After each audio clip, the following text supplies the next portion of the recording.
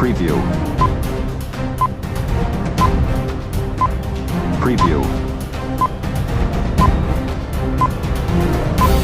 Preview.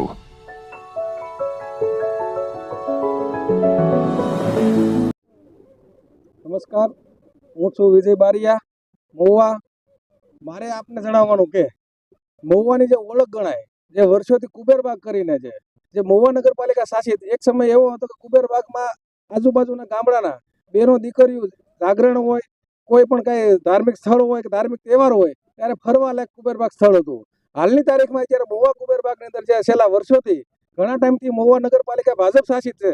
એ નગરપાલિકાના શાસનમાં જે મહુવા નગરપાલિકા હસ્તક કુબેરબાગ આવેલું છે. કુબેરબાગમાં આજની તારીખમાં આપણે કોઈ આટો મારવા જઈએ, કોઈ લોકો જોવે તો કોઈ પણ જગ્યાએ બાકી તમામ જગ્યામાં દારૂની બોટલો, દારૂની કોથળીઓ પડી હોય છે.